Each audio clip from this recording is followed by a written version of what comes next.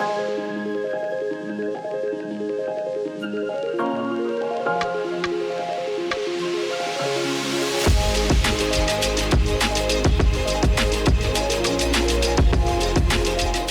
à celles et ceux qui étaient avec nous ce matin. Notre forum se poursuit avec Cédric Villani à distance.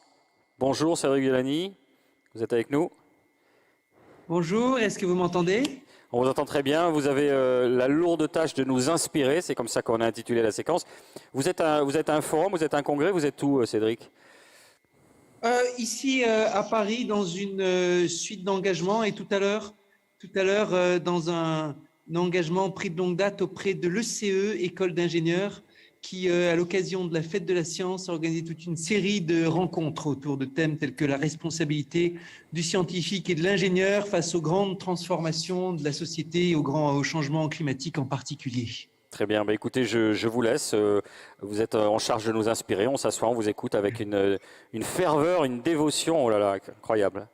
De vous inspirer, chers amis, et de vous réveiller après cette pause prandiale, comme on dit, qui, j'espère, a été agréable dans la ville de Toulouse, réputée pour sa gastronomie, et qui participe, bien sûr, à ces événements et au plaisir que vous pouvez en avoir à être en présence, enfin, après tout le temps qu'il a fallu patienter. C'est un honneur, c'est un plaisir pour moi de participer à ce forum Toulouse Métropole Zéro Carbone, à l'invitation de mon collègue et ami Carlos Moreno, dont je salue la carrière, la pertinence et, après toutes ces années, la ténacité, qui a su toujours prendre dans ce débat des cités intelligentes, connectées ou ce que vous voulez, la bonne place, c'est-à-dire celle d'une technique avec une grande ambition et avec pourtant une grande humilité. L'humilité d'abord, bien comprendre que ce sont les facteurs humains qui doivent s'imposer en premier quand il s'agit de décider et d'arbitrer sur les caractéristiques de la ville. Et l'humilité aussi de comprendre que quand il s'agit des grands impacts de société, y compris les impacts dans la transition écologique, là aussi, les verrous les plus importants, les plus difficiles sont les verrous humains, politiques, ceux qui relèvent de la décision, ceux qui relèvent de la volonté d'agir, ceux qui relèvent de la volonté du vivre ensemble. Et cette double humilité ne doit pas nous empêcher d'avoir une grande ambition dans la mise en œuvre. Mes chers amis, mes chers collègues, sont des sujets que je n'ai pas pu aborder dans ma carrière de scientifique directement, puisque mes sujets de recherche, mes thèmes de recherche professionnels, ceux que j'ai développés durant ma carrière de mathématicien, ils avaient trait à la physique statistique, des gaz et des plasmas, ils avaient trait à l'optimisation, ils avaient trait à un mélange d'optimisation et d'équations dérivées partielles et de mécanique des fluides et de physique statistique qu'on retrouve dans la théorie du transport optimal, avec des ramifications un peu partout et jusque dans le sujet hyper chaud de l'intelligence artificielle. Mais le sujet des applications de la technologie au cadre de vie, c'est un sujet que j'ai vu passer et repasser, et de plus en plus souvent dans lequel on me demandait de commenter et d'intervenir en tant que mathématicien impliqué dans la société, en tant que directeur d'institut et vulgarisateur, plus tard en tant que politique, et en particulier à travers la mission sur l'intelligence artificielle qui m'a été confiée en 2018 par le président de la République et par le Premier ministre de l'époque. Et certains des thèmes que j'ai pu explorer et réexplorer sont invités et s'invitent encore dans l'agenda très régulièrement. Il y a encore quelques jours, je participais à une session, un colloque de l'Académie des sciences dans lequel le thème était celui de l'architecture et de l'urbanisme dans le contexte d'urgence environnementale que nous vivons et le rôle que les sciences peuvent apporter. Il y a quelques jours, il y a quelques semaines, j'intervenais dans un forum européen sur le thème de la chaîne logistique décarbonée, qui fait aussi partie des thèmes d'aménagement du territoire, avec le regard des sciences. Que pouvons-nous dire de tout cela? Et je vais vous livrer quelques éléments de réflexion qui très largement recouperont ce qui a été dit et ce qui se dira après, mais qui est important de rappeler. D'abord, quand on parle de cité, quand on parle de l'endroit où nous vivons, quand on parle de l'espace que nous aménageons dans lequel nous vivons, il y a d'énormes enjeux qui sont présents et qui sont exacerbés par le contexte de crise et de grande rupture écologique, environnementale qui s'impose à nous. Bien sûr, les questions d'empreinte carbone qui ont donné le nom du forum auquel vous participez. Et en France, c'est quelque chose comme 25-30% de l'empreinte carbone qui est liée au bâtiment au sens large. Ça dépend de la façon dont vous comptez les chiffres. Certains diront un peu moins, certains un peu plus. Mais c'est quelque chose d'absolument considérable, dans la même catégorie que les autres grands joueurs que sont l'alimentation, la mobilité. Une empreinte carbone dans laquelle la construction se taille la majorité de l'empreinte. On parle déjà quand un bâtiment, sur le cycle de vie d'un bâtiment typique, les 2 tiers de l'empreinte carbone sont déjà là quand le bâtiment n'a pas encore été habité. Le tiers restant résultera de tout ce qui va l'animer, que ce soit le chauffage ou le rafraîchissement ou d'autres flux. Et quelque chose dans lequel les matériaux de construction au premier chef vont jouer, que ce soit construit en béton ou dans d'autres matériaux ou en bois qui posent d'autres problèmes par ailleurs, ou en paille ou en terre comme certaines expériences se font. Le bilan ne sera pas les mêmes, les filières ne seront pas les mêmes et ainsi de suite.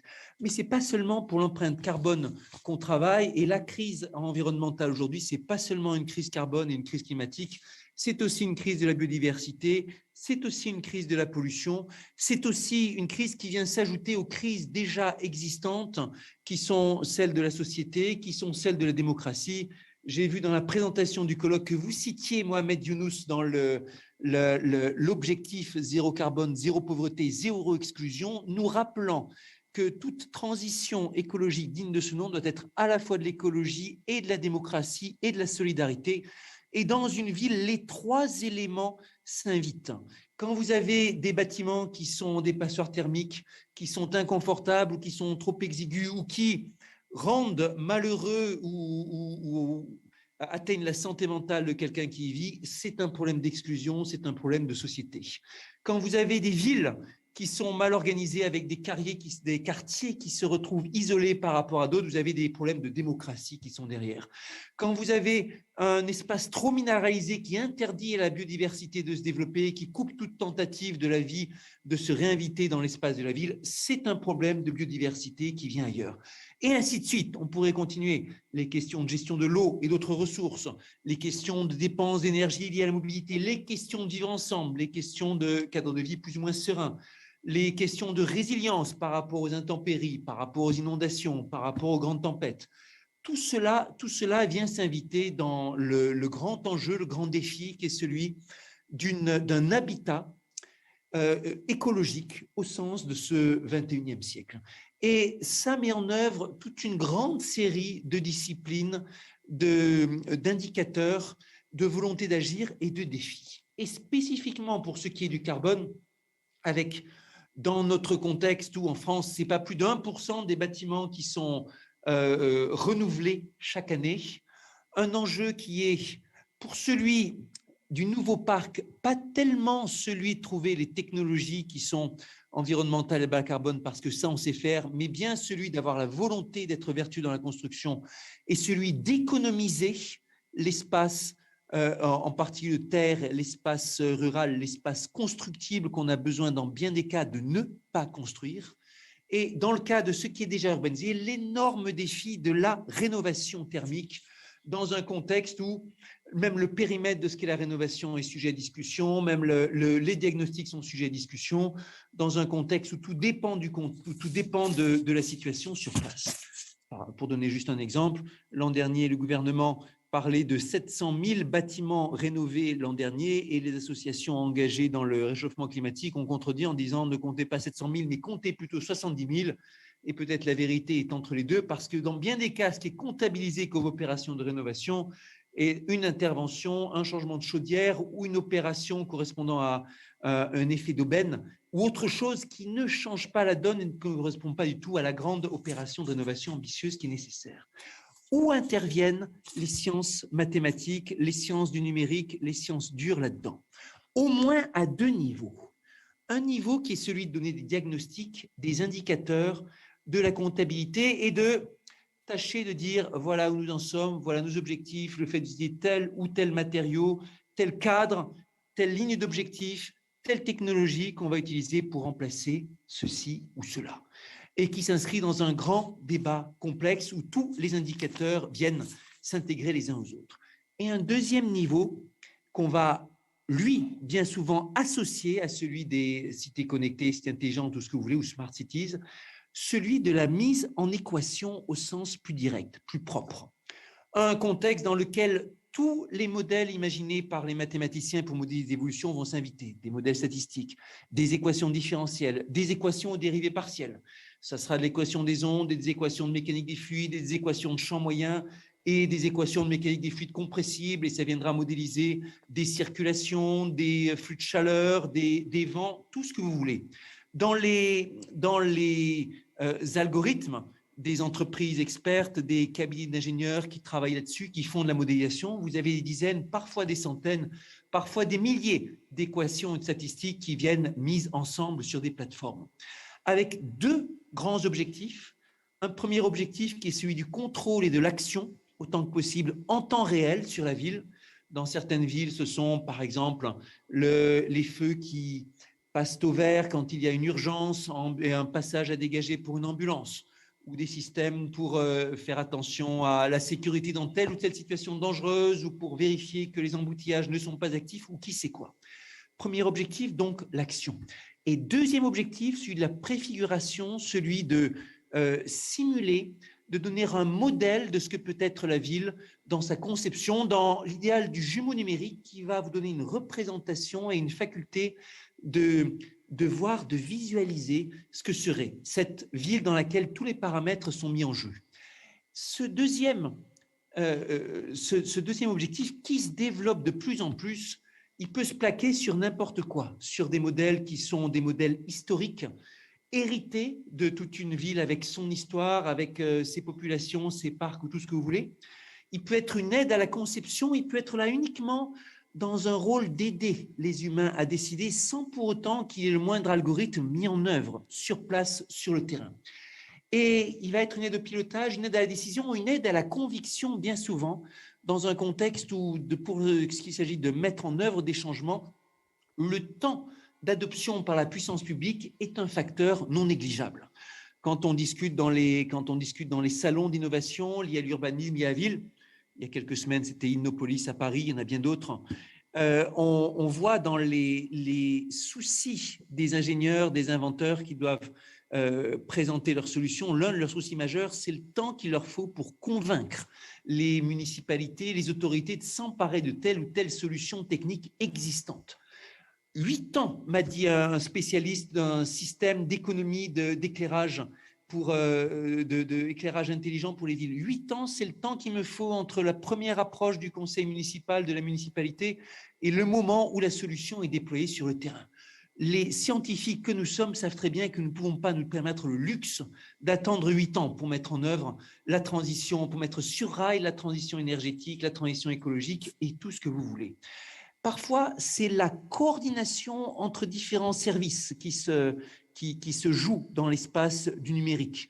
Un des responsables de ces solutions me racontait comment, dans une ville très branchée sur la mise en œuvre de nouvelles technologies, la façon de coordonner sur une plateforme numérique toutes les actions et différents services de la ville avait réduit d'un facteur 10 le temps qu'il fallait pour la concertation entre les différents services de la ville pour se mettre d'accord sur le plan d'action dans les mois, les années qui viennent. Ce sont ces actions d'aide à la décision qui peut-être s'approchent le plus de l'idéal initial des fondateurs de l'ordinateur et du numérique moderne. Les von Neumann, Turing, Shannon, qui dans l'après-guerre ont imaginé que les ordinateurs seraient le moyen de résoudre les équations différentielles et les équations dérivées partielles les plus complexes qui soient, et de nous faire sentir quelle serait la solution à nous autres humains avec nos sens limités, tout en nous laissant la manœuvre, la décision et l'analyse. C'est peut-être ça qui s'approche le plus de cet idéal. Au final, j'ai parlé de cette équation humaine dans laquelle le numérique a un rôle important. L'équation humaine, on le sait bien, dès qu'on se lance dans le domaine de la technologie, c'est souvent la plus difficile à résoudre. La volonté politique de changer les choses est un facteur majeur et souvent un facteur limitant. L'incrustation dans la culture de ces sujets, en faisant la part de ce qui est la hype, de ce qui est l'emballement et de ce qui est la défiance, et en trouvant la bonne voie entre les deux obstacles, et le fait de parler de tous ces enjeux est majeur. L'évolution des métiers qui va avec, Et nécessairement, dans un contexte, certaines activités sont abandonnées, certaines renforcées, toute la question des savoir-faire qui doivent évoluer, qui est un sujet majeur. La question des outils financiers pour aider aussi bien les particuliers que les collectivités à se lancer dans les nouvelles solutions, et la recherche aussi. Quand nous avions travaillé sur les questions d'habitat à l'Office parlementaire d'évaluation des choix scientifiques et technologiques, nous avions noté et insisté sur le fait que dans le domaine du bâtiment, en France, pas plus de 0,1, peut-être 0,2% du budget de l'industrie part en recherche. C'est un pourcentage qui est bien trop faible compte tenu des enjeux, du haut niveau de technicité et du haut niveau de dialogue interdisciplinaire que cela représente. Ce sont là aussi des enjeux majeurs. Mes chers amis, voilà quelques réflexions et remarques glanées de mon expérience de ces dernières années sur ces thèmes passionnants qui, j'espère, alimenteront vos débats, et je suis à vos dispositions pour quelques minutes d'échange si vous le jugez utile. Merci Cédric Villani.